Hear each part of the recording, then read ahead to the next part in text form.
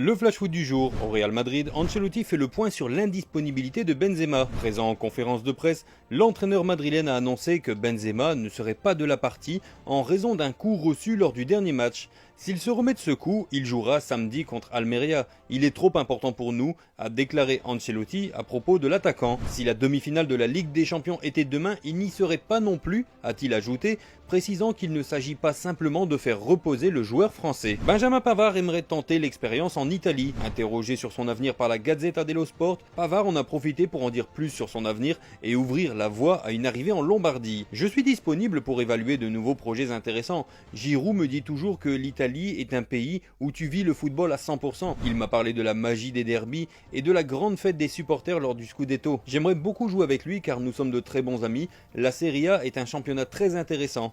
À voir comment réagira l'AC Milan. Le Barça officialise le montant des travaux pour son stade. Le projet Espai-Barça va en effet voir le jour avec un financement qui garantit le démarrage des travaux de rénovation du Camp Nou. Le club a clôturé le financement avec un total de 20 investisseurs et pour une valeur qui sera de 1,45 milliard, un chiffre qui couvre le coût des travaux de l'Espai-Barça. C'est ce qu'indique le communiqué du club. Goldman Sachs et JP Morgan font notamment partie des investisseurs. Le FC Barcelone continue de progresser dans son plan stratégique et dans le développement du projet. L'objectif est de combiner l'expérience et les connaissances des équipes et des professionnels du club avec les meilleures pratiques dans les différents domaines associés au projet Espai-Barça. Peut-on lire? Pisté par les plus grands clubs d'Europe, Jude Bellingham aurait donné sa préférence à Liverpool. Selon les informations du média The Times et du journaliste Jacques Talbot, l'Anglais aurait indiqué aux dirigeants du Borussia Dortmund son intention de rejoindre Liverpool la saison prochaine. Pourtant, Liverpool semblait avoir écarté la piste en raison des exigences financières trop élevées du club allemand.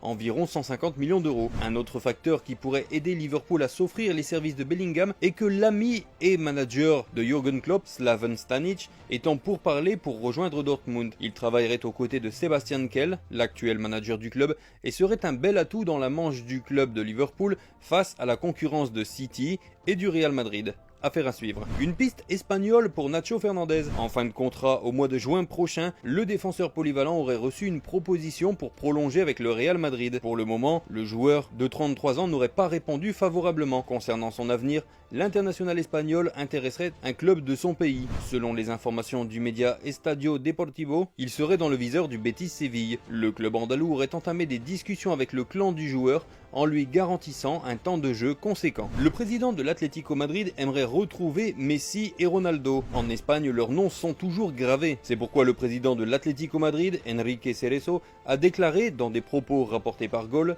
je pense que ce serait fantastique si Lionel Messi revenait en Liga, tout comme Cristiano Ronaldo. Les deux jouent encore et ce serait fantastique qu'ils reviennent dans notre championnat, a-t-il déclaré. De quoi peut-être donner des idées pour le prochain mercato. Du côté de Manchester City, Pep Guardiola s'exprime avant le match contre Arsenal. Nous devons être là, prévient l'ancien coach du Barça. C'est un match extrêmement important pour nous. Nous savons qu'en le gagnant, nous ferons un pas en avant vers le titre de Premier League. La Première Ligue, c'est 11 mois de travail, travail et travail. Et c'est une opportunité que nous voulons saisir. Nous voulons le faire et nous espérons que l'Etihad Stadium sera plein 3 heures avant le match, a-t-il déclaré.